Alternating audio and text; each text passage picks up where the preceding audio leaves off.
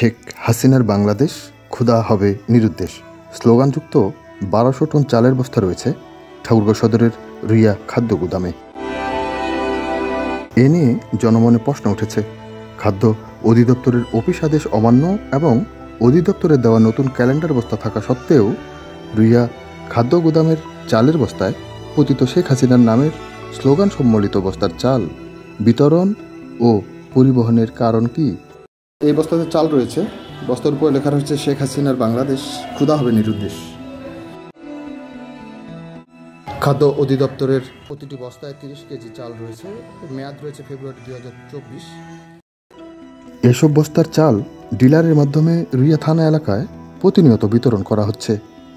এ ঘটনায় সাধারণ মানুষ মনে করছে শেখ হাসিনার চাল তারা পাচ্ছে, তবে বিষয়টি নিয়ে উদাসীন সংশ্লিষ্ট কর্তৃপক্ষ।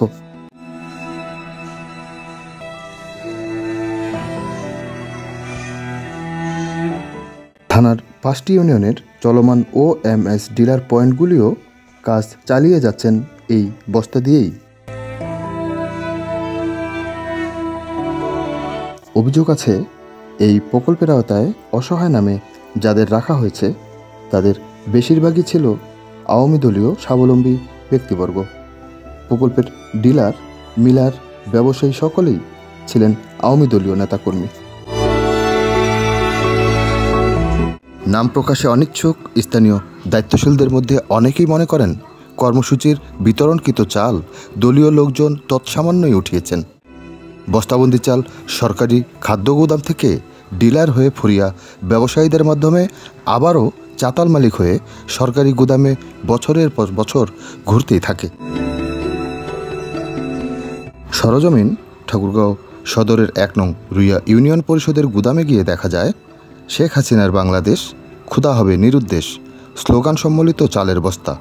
রুইয়া পশ্চিম ইউনিয়নে শেখ হাসিনার বাংলাদেশ ক্ষুধা হবে নিরুদ্দেশ স্লোগান সম্বলিত বস্তার চাল প্রকাশ্যে বিতরণ করা হচ্ছে।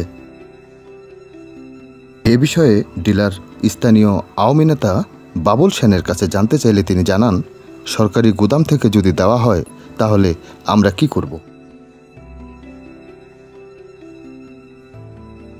বিষয়টি নিয়ে রুইয়া খাদ্য গুদামের পরিদর্শক কাজল রেখার সঙ্গে কথা হলে তিনি জানান, বস্তার উপর থেকে শেখ হাসিনার নাম মুছে দেওয়া হয়েছে, কিন্তু সরজমিনে ১ নং রুইয়া ইউনিয়ন পরিষদের কোনো বস্তাতেই মুছে ফেলার চিহ্ন পাওয়া যায়নি।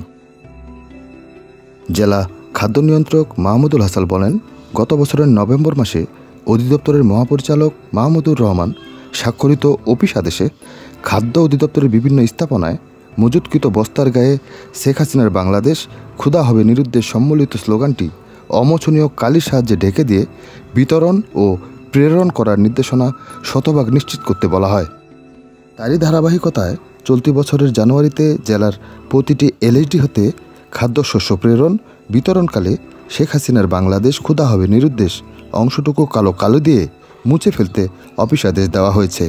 ওই নির্দেশনা অমান্য করার কারণে রুইয়া খাদ্য গুদামের পরিদর্শক কাজল রেখার বিরুদ্ধে প্রশাসনিক ব্যবস্থা গ্রহণ করা হয়েছে।